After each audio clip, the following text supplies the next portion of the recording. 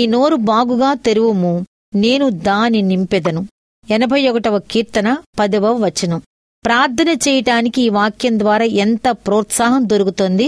లౌకిక విషయాలు మాత్రమే దేవుణ్ణి అడిగేలా మానవ అభిప్రాయాలు నడిపిస్తాయి.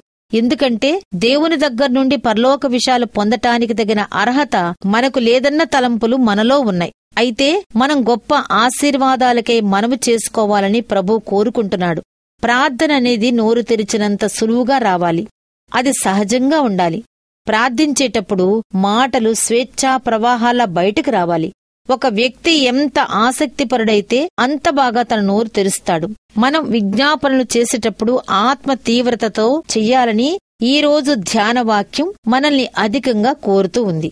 దేవునితో మన ధైర్యంగా మాట్లాడాలనే అర్థం కూడా ఈ వాక్యంలో ఉంది.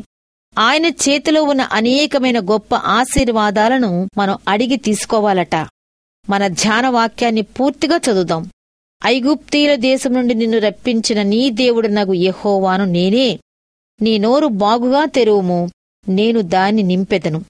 ఆయన మన ఎడల ఏం చేశాడో ముందు చెప్పి ఆ తర్వాత ఇంకా గొప్ప విషయాల కోసం ప్రార్థించమని చెబుతున్నాడు. అవును, అధికంగా కోరుకోమంటున్నాడు. తల్లి పక్షి ఆహారం తెచ్చినప్పుడు పక్షి పిల్లలు ఎలా నోరు తెరుస్తాయో మీరెప్పుడైనా చూశారా? మన నోరు అలా తెరిచి దేవుణ్ణి అడగాలన్నమాట.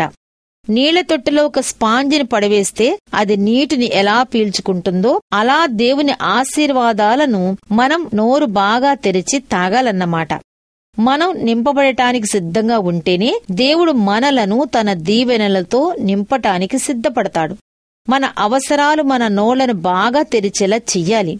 మనం కళ్ళు తిరిగి పడిపోయే సమయాల్లో దాహం దాహం అంటూ మన నోరు తెరిచి ప్రభువును అడగాలి. మనలను బహుగా ఆందోళనకు గురి చేసే విషయాలు జరిగితే చిన్నపిల్లల్లా పెద్దగా నోరు తెరిచి ఏడ్చి ప్రార్థించాలి. అప్పుడు ప్రభువే ఆ తెరచిన నోళ్లను స్వయంగా నింపుతాడు. ప్రభువా, ఈరోజు మా ఎడల అలా జరిగించు.